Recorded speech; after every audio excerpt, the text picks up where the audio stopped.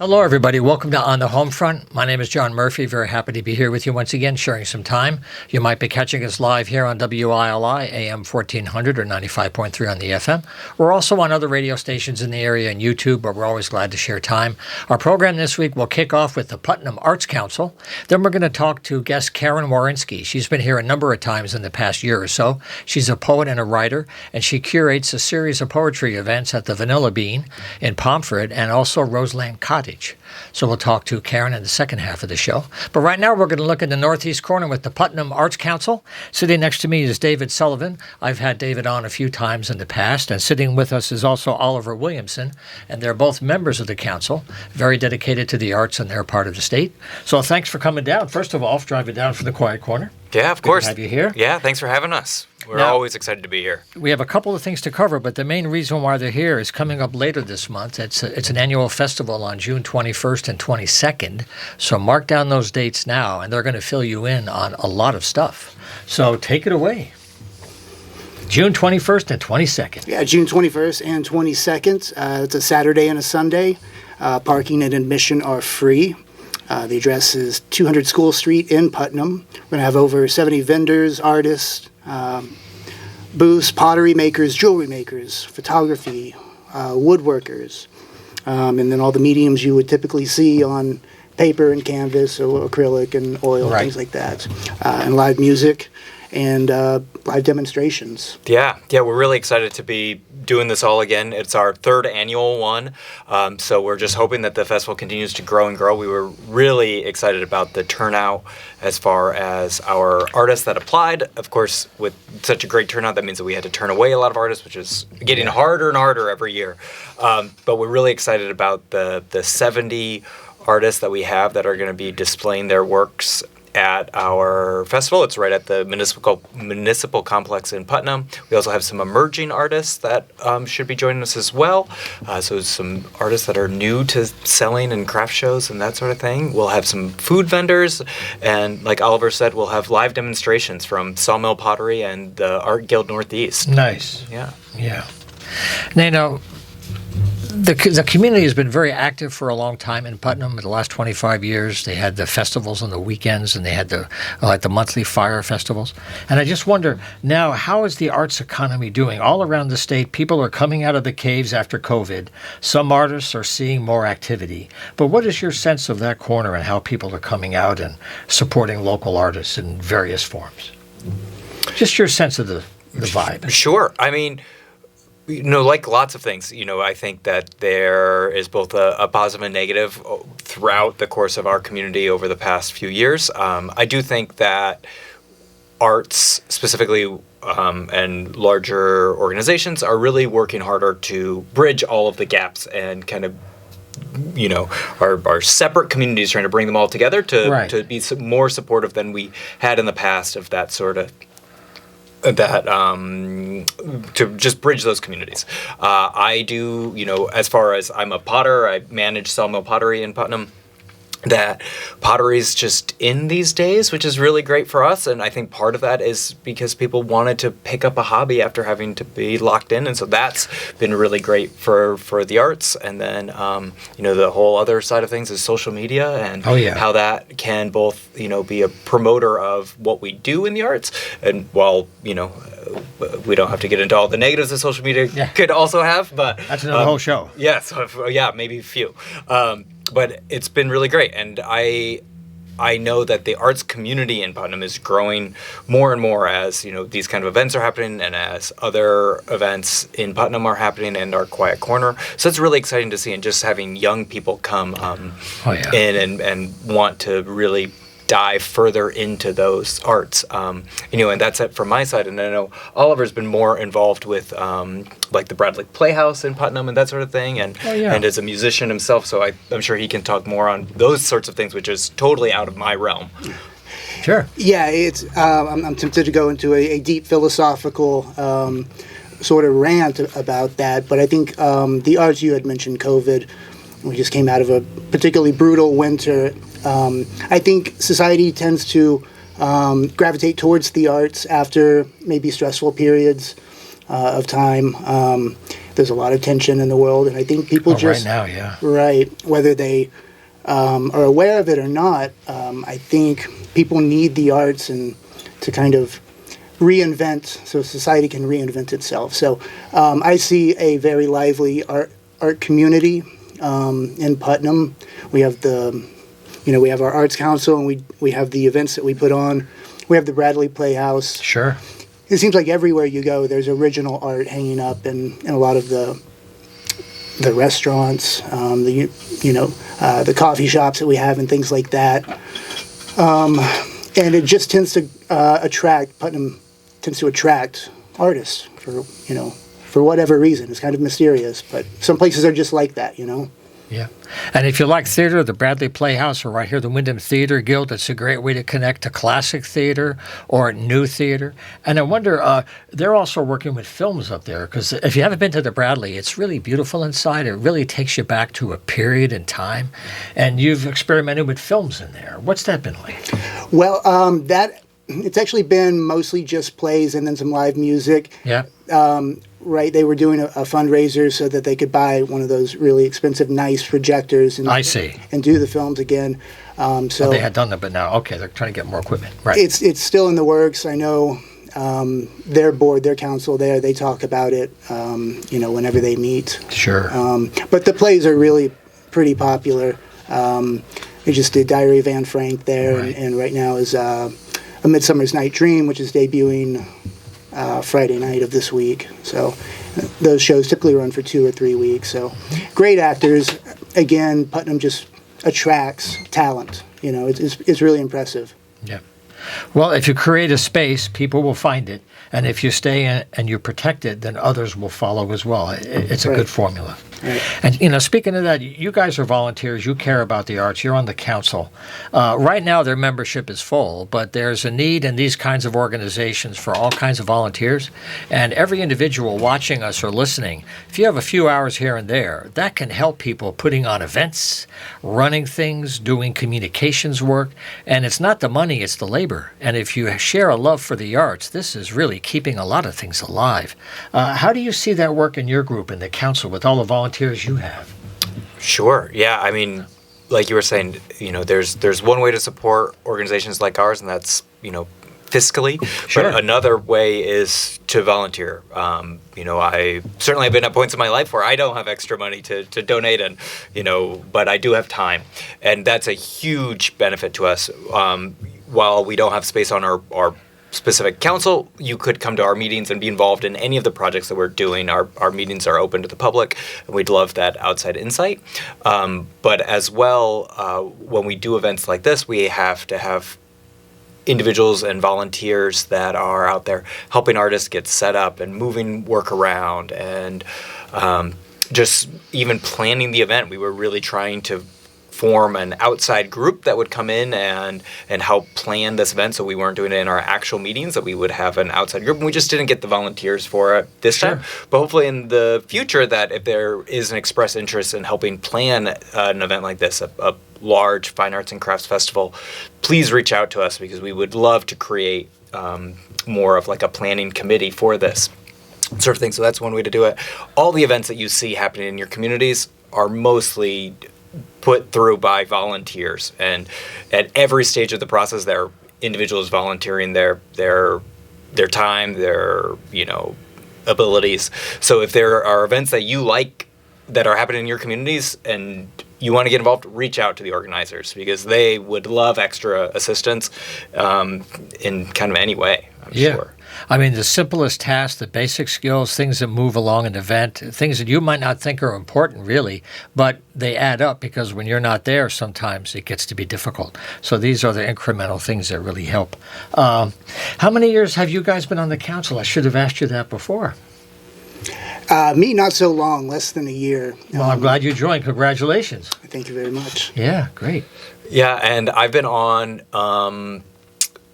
probably right about 5 years. I joined the council right in 2020 or 2021, while I had some extra time around the COVID pandemic and wanted to get involved in the community and start helping build our arts community further and growing from there. Yeah, well, I've been doing the show a long time in the area, and there's a lot of artists that still work in isolation out there across our region. People here are spread out in a lot of quiet corners, and joining a council gives you a connection to your neighbors, people that are in your town nearby, maybe a place where you can show your work or get advice. And a lot of people kind of work on their own, and that's fine, but some artists say they're isolated and they want to connect more, but they don't know about these groups. So if you're in that part of the state, this council is one way to connect.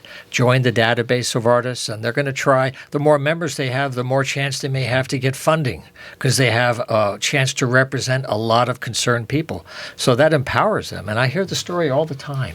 These small numbers really do add up. Oh, they really do. Yeah. And that's something else that we have also heard that, artists in our community do feel isolated and that. Sure. And so we've been slowly working on trying to have artist meet and greets, that sort of thing. There's only so many things that our council can do. But if you're another thing about volunteering is that if you are listening and would be interested in helping to organize these kind of artist meet and greets, but you need some sort of backing from an organization, please reach out to us. Putnam Arts Council, our email is putnamctartscouncil@gmail.com. There you go. And we can kind of start planning it because that's it. There's only so much bandwidth that the 9 of our members can do and have, and if the greater community can help put on some more events with our backing, then that would be amazing. Yeah. And then one last thing I wanted to offer is any way people can follow you throughout the year in between our conversations is maybe a Facebook area. Where could people go to connect to you to stay in touch? Yeah, we've got a Facebook. We have an Instagram, Putnam CT Arts Council. Be careful, there's a Putnam Arts Council in New York as well, but we're the one in Connecticut. That's right. So that'd be a great place for it. And and then like I said, you can always contact us through our Gmail as well. Okay. Well, David Sullivan and Oliver Williamson, thank you very much for being here again. This is June 21st and 22nd in Putnam. I wish you great weather and a great success. Yeah. Thank you so much. Okay. We'll look forward to having you guys back in the fall. Okay? Great. Take care. Thank you, John. All righty. We'll take a short break and come right back with Karen Warinsky. Stay with us. All righty, we're back on the Homefront. Glad you're staying with us. If you want to join us for a future show, if you have some news to share, if you're doing a special event, feel free to join us here any Wednesday live. It gets on YouTube. You can share your own story in your media. Just use email to set it up. It's very easy. John@humanartsmedia.com. That's all you need to know. We'll be happy to have you here. Well, I'm very happy to share the studio once again with Karen Warinsky. I've had Karen here many times in the last few years. She's a poet and a writer. She curates a wonderful series of readings in our region. She's about to publish her new book, and she's going to do a short reading. And also, the main reason why she's here today as well, there's a special event coming up shortly at Roseland Cottage, and she's going to put together a special event there. So, Karen, good to have you back in the house. Well, Thank you very much for being here. Great to be here, as always. All righty. I'll just correct you on one quick thing real quick. Yep. It's Roseland Park, Yes. not the Cottage. Okay. So they are at 2 different locations. Oh, my goodness. Correct me. Okay. And the park is at 205 Roseland Park Road. Okay. The Cottage does have a lot of events, Yes, but it does. we aren't there. We're actually down at the park. Okay, 205 Roseland Park Road. Roseland Park Road in Very good. Woodstock. Okay. Woodstock. Yep. And so our first event will be June 15th, which is Father's Day, but sometimes people like to do something on Father's Day and get out after they've had their barbecue or gone to church. And that's at 2 p.m. The Roseland Park events are always free. We have sponsors who I would love to give a shout out to Sure. here in a minute. Sure. And these events are rain or shine, Yep. and they're in the barn, which is very comfortable. We have good seats there. We used to do things down in the amphitheater, but people seem to prefer the barn. And so, and then you don't have to worry about the weather. Well, that's a good reason. And it's great. Sure. So I do want to thank our sponsors. This is our 6th year to be in the park. We started out during the pandemic. And so we get help from Bank Hometown, Charter Oak Federal Credit Union, Line Master Switch, which is a local Woodstock company, Weiss, Hale, and Zahansky Wealth Advisors, and the Putnam Area Foundation are all helping us this year. And we're now a project of Wyndham Arts. So that puts us under their nonprofit umbrella. And so we're really happy to be there. And I could tell you who we have on the please do. 15th. You Okay. bet. So I wanted to, I've had a lot of seasoned poets come through the last few years, but I wanted to do emerging voices this time. Wonderful. And so first up will be a fellow, his name is Eric Peterson, or ESP as he likes to call himself. He's a social worker. He lives in Gardner, Mass. And he has a book called Brutal Rhymes for Brutal Times. And his work deals with depression, substance abuse, alienation, divorce. He also is very witty and funny. So it's dark material, but he puts his particular spin on it. He has published in anthologies, including Silkworm, and he's just fun to watch. He's a great big kid. Well, he's not a kid. He's a man in his 30s, I guess. But I love him, and he has just a particular way of reading. So he's going to start our session off on the 15th. And then the next person is someone who's kind of well known around the area in the regional poetry scene, and that's Sarah St. George. And I don't know if you had a chance to talk to her yet, but she's now running a series called the Rose City Park series. I'm sorry, Rose City Poetry Series, and that's in Norwich, Connecticut, where she now We should lives. talk about that, sure. And it's more of a poetry share, but that's once a month. And she'd love to come on and talk to you about that. Sure. And she herself has had work featured in journals, anthologies, and a magazine called Vexed, V-E-X-T, and Alabaster and Mercury. And she explores complex themes like trauma and loss with absurdist humor. So she and Eric are kind of cut out of the same cloth. A little humor would go a long ways these days. It's a little something different, but I think she's had to overcome some challenges in her life, and I think that has helped her to do it. So, and then I had a young man contact me through someone, and he's just come out with a book, and this is a fellow who has spent some time in prison. And he's out now and rehabilitated and getting degrees, and his name is Kashawn Taylor, and he holds a BA in English and Psychology and a Master's in English and Creative Writing, and he's currently pursuing his MFA. So this is someone who's turned their life around. His poetry, fiction, and essays have been or will be published in The Meadow, Lucky Jefferson, Oyster River Pages, The Shore Poetry, and Poetry Magazine, and his full-length collection of prison poetry, as he calls it, is called Subhuman, and that's all in lowercase. So he's making quite a statement with that work. And that was released by Wayfair Books this year in March. Right. So I'm excited to, and his work was amazing, so I'm like, we need to put him in the mix here.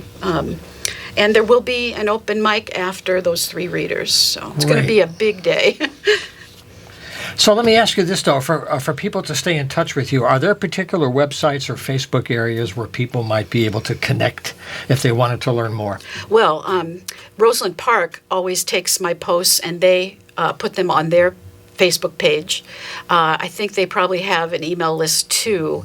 I have my email list, and we also are on Facebook as Poets at Large. Right. So you're welcome to join that. And then if you want to reach out and get on the email list, my email is on the webpage, so you can find that easily and send your information to me. And if you are interested in reading in the series at some point, definitely reach out. I'd like to see a couple samples of work. And see what we are dealing with. But I like to meet new people. We like to have new voices. We started out with kind of the same group of folks because I didn't really know that many poets in the area. Yep. And then now they've emerged, and I get contacted, and it's fantastic. I'm so happy to be doing what I'm doing. So. And one thing I've heard from you and other writers is that younger people are coming out more. They are getting more courage. They're getting more confidence to kind of stretch themselves, and it's been nice to see younger. Well, and these folks are in their 30s, so they are younger. I would love to see more teenagers participate. At time or two, we have had folks bring their kids to read in the open mic. Right. It's infrequent. I would love to see more of that.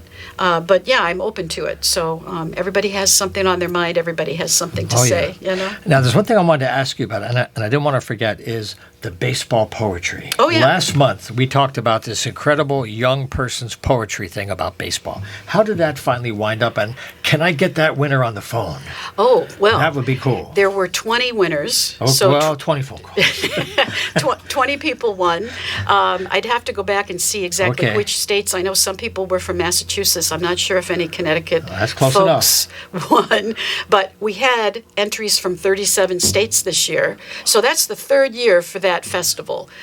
It was the brainchild of a guy named Steve Beyond a Lillo, and he worked with a fellow out in California who loves baseball and poetry, and they just decided, that could be a thing. Why don't we try to make that happen? And they had connections with the Woo Sox, and they just worked on that. And so this event is held at Polar Park, and next year will be year 4. Wow. And they already have submissions coming in, and they had some submissions come in from India. So that's kind of crazy. It is. Yeah, and it's very exciting, and I'm on the committee again this year. We're going to try to get the word out, and we want more, 4th graders through 12th graders to please enter. Sure. We're going to work on school systems, school teachers, but if you're out there today listening, I know it's the end of the year, and that's probably the last thing on your mind, but maybe write a note down, and then in September, let's start talking and reaching out because we want more kids to get involved in that. Oh, yeah. Well, we have a lot more baseball games in this season, so if you can help me with some detective work to find some of those winners, that would be really cool. I can do that. That would be really for cool sure. to do that. Sure, Yeah, sure. yeah. They would love to come and read their poem. Oh, yeah. Okay, well, that's some good news to look forward to. But we also have good news to share is that Karen has a new creation. It is called Beauty and Ashes. It's coming out. Is it June 28th, the official release date? Yes, that's the Okay. launch. The launch. Right. So this is her latest creation. Can you tell us a little bit about how this one came to be? And also, what is it like to be published today? The economics of it and the mechanics of getting self-published? Well, this is not self-publishing. I went through a company called Kelsey Books. Right. And they kind of prefer that they take people who have some work that's been previously published. Sure. So that's the tried and true. And I did have several pieces that had already been in other anthologies, magazines, newspapers. Yep, you have. So when I sit down to write, it's kind of whatever is on my mind, I just write about it. And I don't have a particular, I am working on a theme book right now about music, but basically when I have a thought, it could be about anything. I write it, I stick it in a file on my computer, and I don't think about it again. Send it out, whatever. And then when I had all that material, I'm like, oh, now I have to organize this. How am I going to organize it? And it seemed to me as I read through them that they fell into different seasons. And so this book is organized by the seasons of the year, but it starts in summer and it ends in spring. And I was told that by doing that, it has a more hopeful feeling because the fall and winter poems can be a little down. You can feel a little down, a little more serious. The cold is approaching, less light. It just lends itself to that stuff. So I would love to start and read the first. The title. Yes. So the title, Beauty and Ashes, comes from actually a passage in the Bible from Isaiah, which says, to bestow on them a crown of beauty instead of ashes, the oil of joy instead of mourning, and a garment of praise instead of a spirit of despair. And I liked that, and I started thinking about it, and then I thought, you know what, we all live with beauty and ashes. You don't ever get rid of the ashes, right, but you figure out a way to live with both of these opposites in your life, and that's why I named it that. And so I'll read you a summer poem because we finally have some halfway decent weather. Well, we're doing this in June. The solstice is coming up pretty soon. The solstice will be here, and today we had sun, and so that's all great. All righty. This is called A Greeting. Summer, my love, I succumb to your sunshine bursts, arms of warmth wrapping me gently, my feet soaking up your hellos from the smooth stone path around my house. Energy swirled inside your golden sphere for millions of years before its 8-minute trip, finding me, a faded gray popsicle, a tired woolen sweater, a woman of last nerve, thawed me, said, kick off those shoes and dance. Solstice is here. A little self-liberation there. Little peppy poem to start things off. I'll read a couple of the gentler ones from the beginning of the book. This one's called Holier. Nothing holier than a cornfield. Stalks, spires straight, make their green announcement of heaven above. Quiet sanctuary for children in summer, when the field's heart becomes a hidden fort, protecting wishes whispered on mashed green leaves.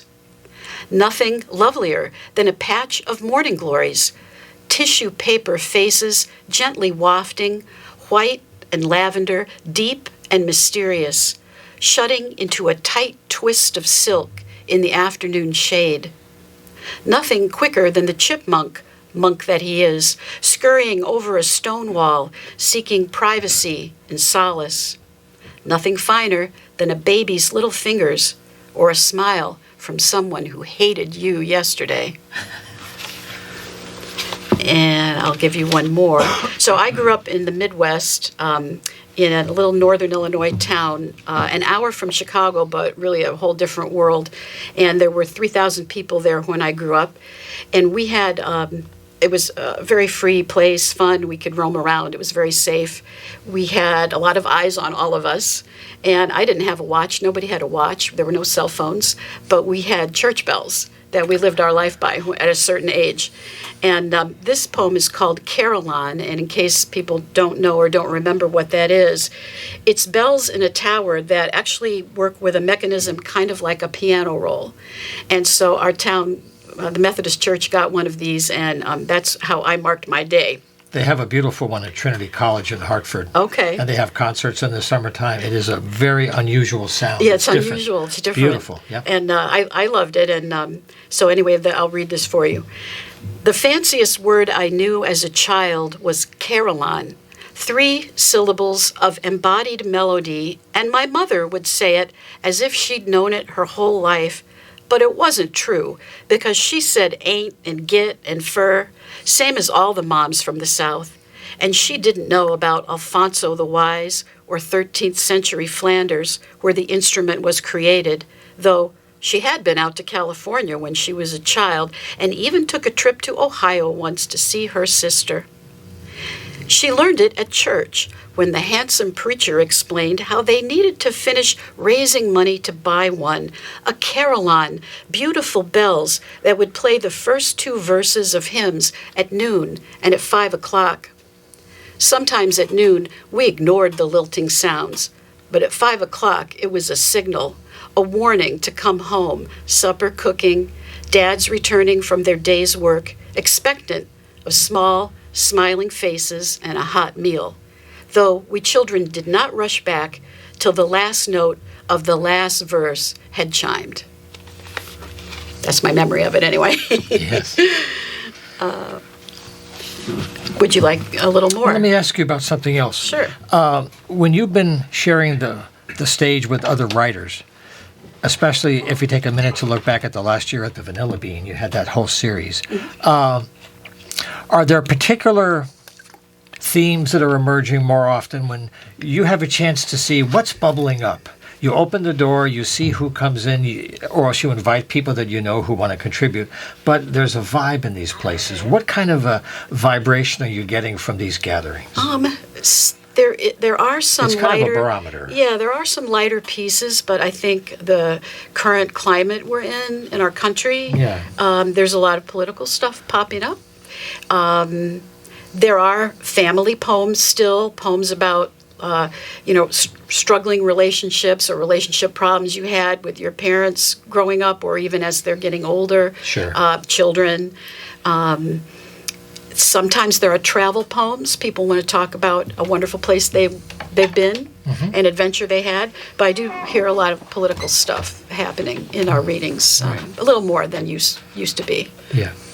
And were people at the Vanilla Bean pretty happy overall, so they want to keep this going next year? Is that something we can look forward to? Oh, yeah. And in fact, I could talk a little bit about the fall season. So we're going to take July and August off there. But starting on September 20th, the Poet Laureate of Manchester, her name is Nadia Sims, and she's going to lead us off in September.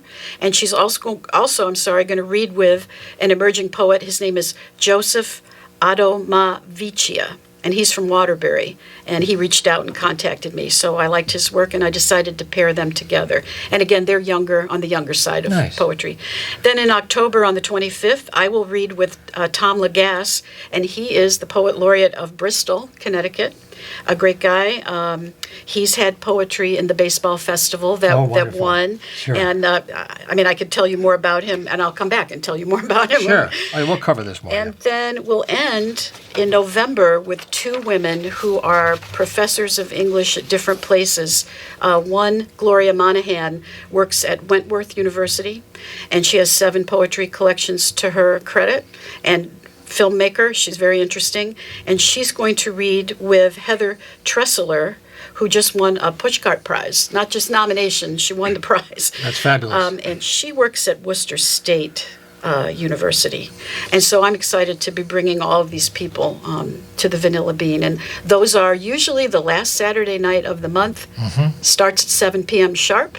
And those shows are $15. Those are not free. Yeah, we'll But, get you back in August. We to go pay over. our poets. Yeah, they have to get paid to get down there and to enjoy their work. Would I have time for a couple Yes, more? we do have a couple more. Sure. All right. I'd love to have writers. I'll go a little heavier here. It's okay. I'm seated. I won't Okay. fall. It'll be okay. It'll be okay. And then I'll end with what I think might be a hopeful poem.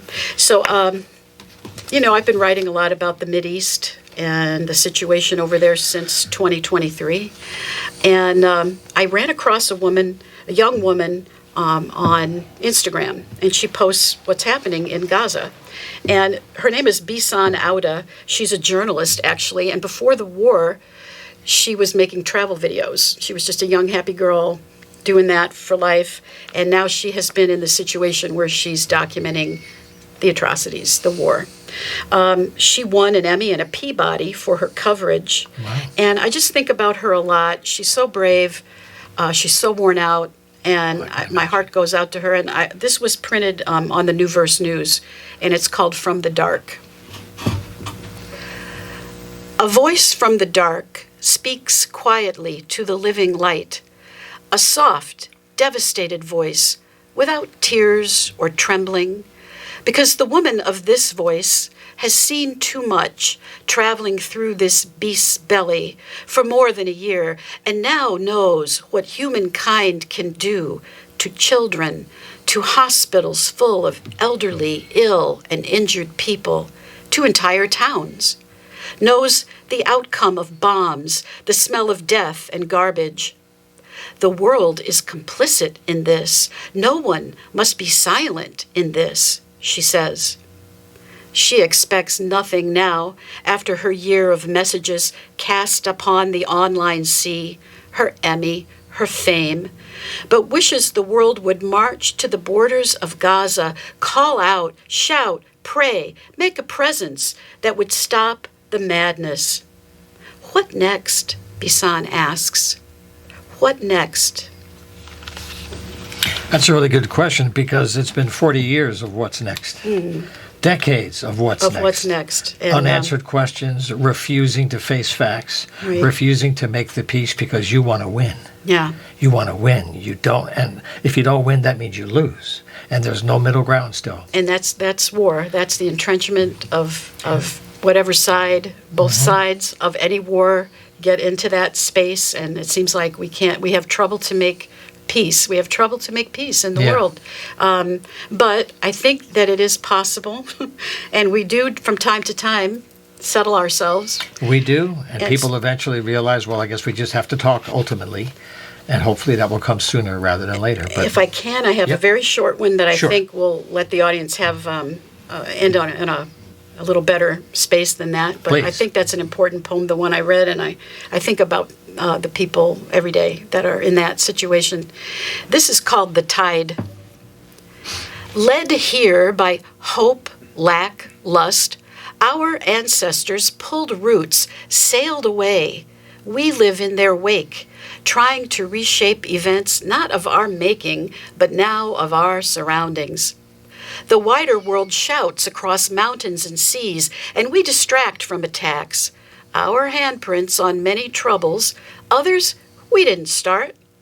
Try to numb a bit, fashion an outcome fit to live with, while the rot of ages presses in, tide rises. We try to stem, keep the dike from bursting, look at each other and say, hold, hold. that is a good way to end. Okay. It's very nice because, Karen spends most of the time with me in the studio promoting other writers, having them read their work, but it's very nice to have you share some of your own here. Well, I'm Thank you. privileged to do it. I thank you very much. And the book, again, the new one is called Beauty in Ashes, Karen Warinsky, and it's from the Kelsey Books Press. I wish you great success with this, and we'll stay in touch over the summer. And once again, the Roseland Park event coming up is the 15th, and it is at 205 Roseland Park Road in Woodstock. It'll be a great afternoon, and it starts at 1 o'clock. Is it what? 2 o'clock. 2 o'clock. 2 to okay. 4. 2 to 4. All right. So I wish you good weather and a great turnout, and we'll be staying in touch. Thank you, John. Okay. So what we're going to do now is have some music for you. I'm going to be interviewing this guy in July. He is from Florida. His name is Terry Hank. He's come up with a really nice fusion of blues, rock, R&B, and New Orleans. The CD is called Grease to Gravy, and he has some really great tracks on it. This one we're going to give you a little taste. It's called If a Politician Was a Doctor.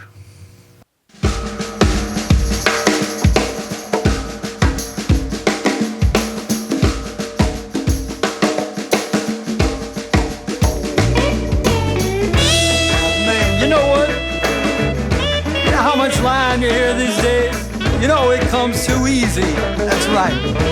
What they expect you to lie, Truth is, I don't know what the truth is anymore. Let me tell you about it. If a politician was a doctor, laying right down in jail.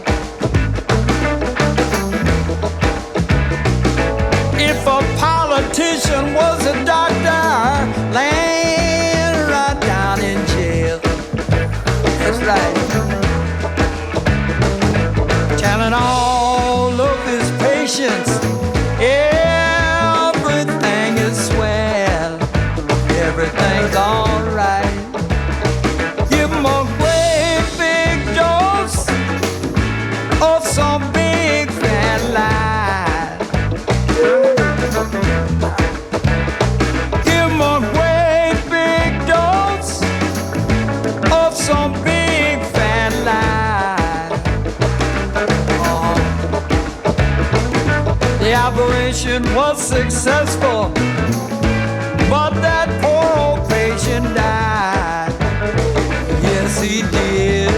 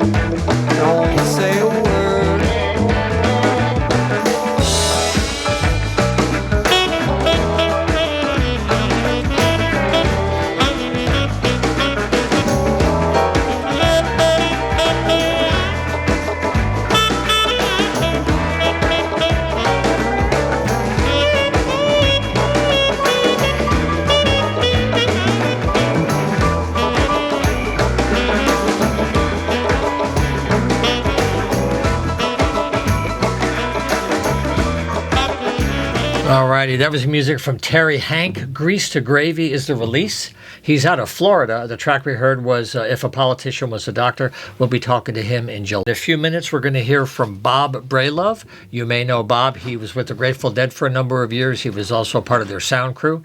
Earlier this year, he put out a wonderful collection of duets called Acoustic Conversations with Patty Weiss on violin. She's a phenomenal musician who also integrates music with healing. And she and Bob put together some really nice duets, and we're going to hear one of them in just a few minutes. But I have some quick art news to share. This is a very busy weekend coming up. I want to make sure you get a chance to do everything you can. The Windham Regional Arts Council has already had its member art show open this week. They're going to be at the Johnson Room at the Eugene Smith Library at Eastern. And on June 7th and 8th, the open gallery hours are from 12 to 4.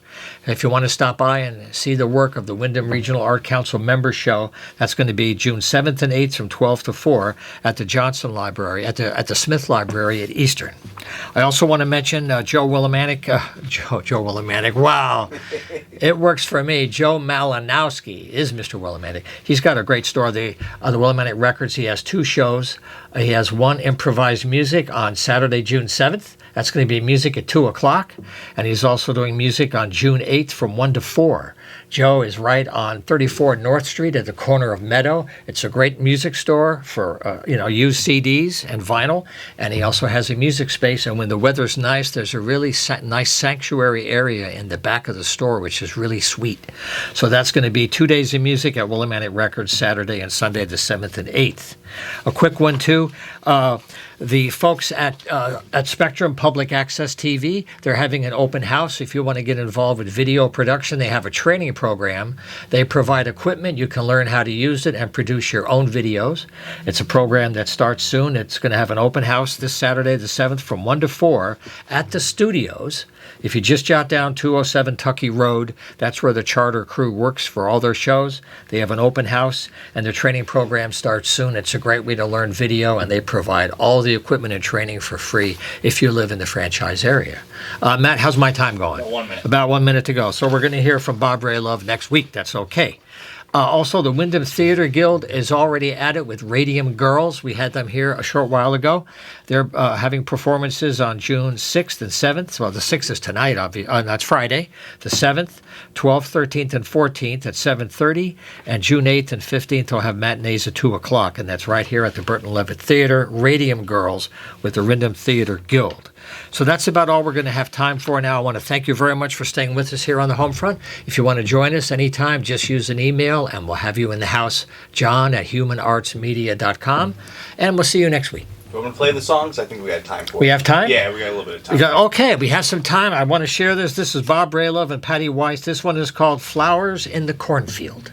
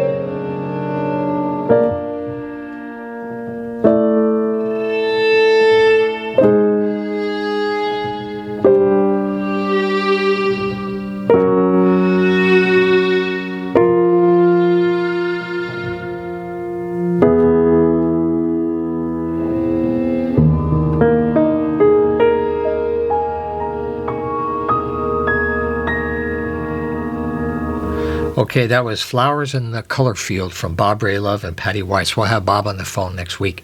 Thanks for listening and watching. We'll see you next time.